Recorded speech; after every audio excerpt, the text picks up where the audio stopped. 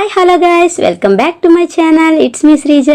ఇప్పుడైతే మనం విజయనగరం జిల్లా ఎస్కోట్కి 4 కిలోమీటర్స్ దూరంలో ఉన్న దక్షిణ కాశీగా పిలువబడుతున్న పుణ్యగిరి క్షేత్ర దర్శనంకి అయితే వెళ్తున్నామండి. ముందైతే కొత్తగా కడుతున్న పద్మావతి గోదా సమేత శ్రీ వెంకటేశ్వర స్వామి వారిని దర్శించుకున్నాం రండి.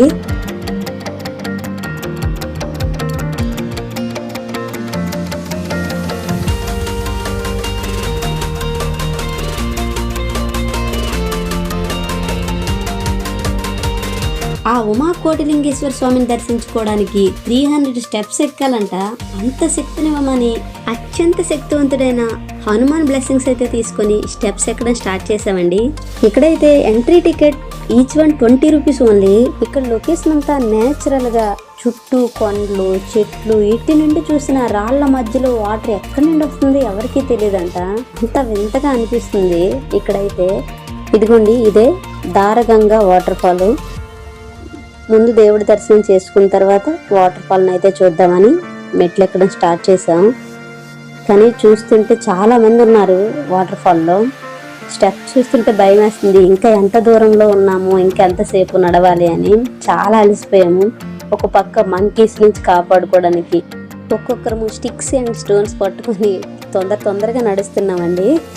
ఇదిగోండి, ఇది చూసారా, దీన్నేనండి కోటి లింగాలు అంటారు. ఒకటి తక్కువ కోటి లింగాలు ఉన్నాయంట. ఇక్కడైతే చనిపోయిన వారి అస్థికలు కలిపితే సున్నం రాళ్ళ మారుతాయని చెప్తున్నారు. మీరు దీన్ని క్లియర్గా అబ్జర్వ్ చేసినట్లయితే పడగ విప్పిన పాము కింద లింగాలు ఉన్నట్లయితే కనిపిస్తుందండి. ఫైనల్గా స్టెప్స్ అన్నీ కంప్లీట్ చేసేసామండి. ఇప్పుడైతే స్వామివారిని దర్శించుకుందాం రండి. ఇక ఈ టెంపుల్ విశిష్టతను చూసుకుంటే ద్వాపర యుగం నాటి చరిత్రే కలిగిందండి ఈ క్షేత్రం. పాండవులు విరాట పర్వంలో వనవాసం చేసిన టైంలో అంట 10 కిలోమీటర్స్ నడిచి వచ్చి ఈ శివునికి అభిషేకాలు చేసేవారంటండి. అంతేకాకుండా ఈ శివలింగం కింద పాలరాతి నందీశ్వర శివలింగం స్వయంపుగా వెలిసాయంటండి. అవి భూగర్భంలో ఉండి తీయడం కుదరక దానిపై కాశీ నుండి తీసుకొచ్చిన ఈ లింగాన్ని అయితే 1973లో ప్రతిష్ఠించారంటండి. ఇక్కడ ఫ్లో అవుతున్న వాటర్ అయితే భూగర్భంలో ఉన్న శివలింగాన్ని అభిషేకం చేసుకుంటూ 365 డేస్ 24 అవర్స్ వస్తూనే ఉంటుందంటండి. ఎక్కడి నుండి వస్తుంది ఎవరికీ తెలియదంట.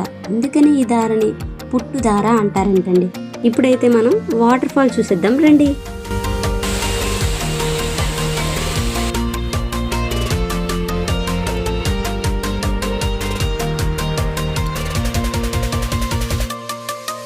చాలా హ్యాపీగా ఉందండి. దర్శనం ఎంత బాగా జరిగిందో వాటర్ ఫాల్లో కూడా అంతే ఎంజాయ్ చేసాం.